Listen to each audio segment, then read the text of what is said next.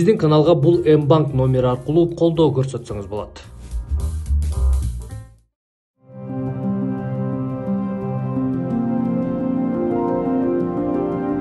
Biz үй бүлөдө 8 бир тууганбыз. Адахан Кимсанбаевич үйдөн экинчиси. Анан улуу агам бар Абдулазиз. Анан кийинкиси ушул Адахан Кимсанбаевич.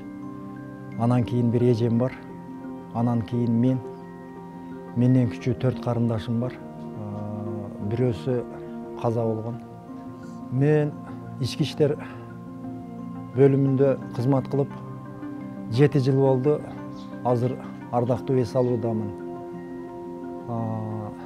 Чоң агам мугалим болуп жүргөн. Ал дагы пенсияда азыр. Анан эң кенжебиз бар.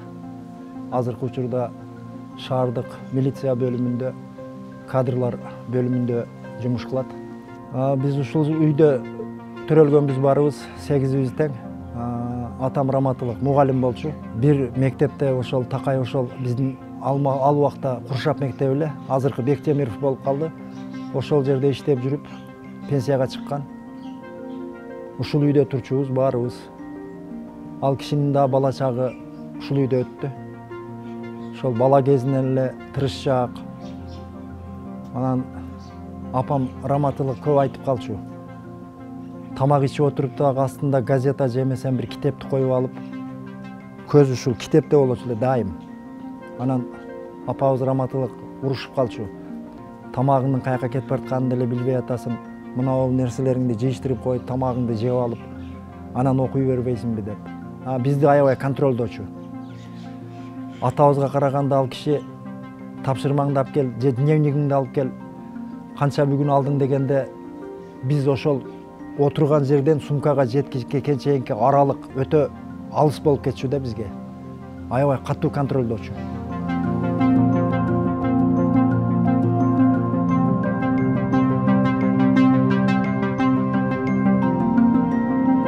Ушул сарайды ошол киши өз колу менен курган. Мына бул фундаментиден баштап крышасына чейин баарыны өзү колунан өткөргөн. Ошол экинчи курста каникулда жүргөндө келип, каникул ичи ушуну бүтүрүп берип кеткен. Анан ошол жашынан эле чарбага кызыкчу эле.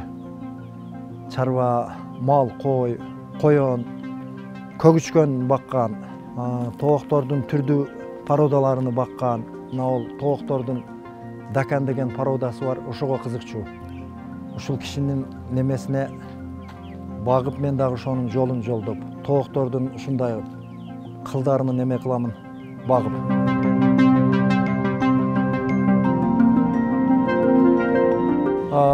Бир адам көрүп сүйлөйт, 1000 адам көрбөй сүйлөйт дегендей, мына ол жерге келип кеткендер деле болду кызыктарлар. Алар кандай ой менен келип аттылар өздөрүнө эми ал. Келип көрүшүп, жөнөкөй эле үйдө жашайт экенсиңер го. Анан эмнеге мынтип айтат, особняк деп айтышат деп. Биздин особняк ушул өзүңүздөр көрдүңүздөр. Ушул эл катары эле. Эл катары эле жашайбыз, Кудайга шүгүр. Куршап орто мектебини аяктагандан кийин мына бул бизде Кайнар деген совхоз болчу. Ал убакта Кайнар совхоз союз болчу. Ошол жерге строительный бригада ачып, өзү тең курлуу балдар менен ошол жерде строительный бригада ачып, армияга кеткенге чейин ошол жерде эмгек кылды. Ошол жерде эмгек кылып жүрүп, партияга член болуп кеткен ушул жерден. Армияга Германияга барды, Фолькенберг деген шаарда кызмат өтөдү. 6 ай учебкада, Москвада Ковров деген шаарында учебкада болду. Ал жерден сержанттык школду бүткөндөн кийин Германияга кетти. Германияда комсорг болуп жүрдү, дивизиянын комсоргу болуп. Ал жактан старшина менен келди армиядан. Армиядан келип, анан Москва, азыркы Тверь, Калинин шаарына исторический факультетке тапшырып, окуу жайды ошол жактан бүткөн. Ал жактан окуу жайды бүтүрүп келгенден кийин атам Раматылык айтты, мына ал жерде мектепке жумушка кирем. Мугалим болуп иштейсиң дегенини, жок, мен айылда мугалим болбойм ата. Мен Бишкекке барып өзүмдү сынап көрөйүн. Конкурс болуп атыптыр, журналисттик тармакка. Ал убакта Байма Сутенова деген эжеке болчу. Ошондо конкурстан кирип, конкурстан өтүп, ошол жака жумушка жайгашып, ошол жакта биринчи мунун алып барган өзү уюштуруп чыккан телекөпүрө деген таң эртең кутман күнүң менен таң эртең деген передачаны алып барып жүрдү. Башкы редактордун жардамчысы болуп жүрдү. Анан кийин башкы редактор болду. Анан кийин саясатка аралашып, жогорку кеңешке депутаттыкка барды. Ошол депутаттыкка барып, депутат болгондон баштап, ушул чындык үчүн, тазалык үчүн, мыйзам ушундай жумуштар менен күрөшүп келди. Азыркы убакка чейин өзүнүн позициясынан кылдай кыйшайган жок. Башында кандай баштаса, бүгүнкү күнгө чейин ошол багытында келатат. Болбосо бул киши деле ошол өзүнүн кесиптештери катары жүрсө болмок, тайраңдап. Бары жокко макул болуп, бары жокко кайыл болсо жүрө бермек.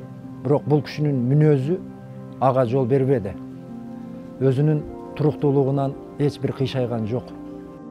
Ачуу сөз. Мен кечирим сурайм сиздерден. Бирок менин жүрөгүм мындан башка сөздү айта албайт бүгүн. Бул кишинин бизге пайдасы тийип, же бир жерге жылдырып коеюн, колунан келип турганда бир жерге көтөрүп коеюн, жөлөп коеюн деген сөз такыр болгон эмес. Аны эл журт деле билет, мен менен бирге кызмат кылгандар деле билет. Ал киши наоборот айтчу эле, эгер жумушуңда жүрүп, нарушение кылып, мыйзам бузуулар болгон болсо, министриңдин жообуну күтпөй, өз арызыңды жазып кеткин деп ушундай көп айтат эле ал киши. Ал кишинин пайдасынан көрө зыяны көбүрөөк тийди бизге. Себеби фамилия Думаров.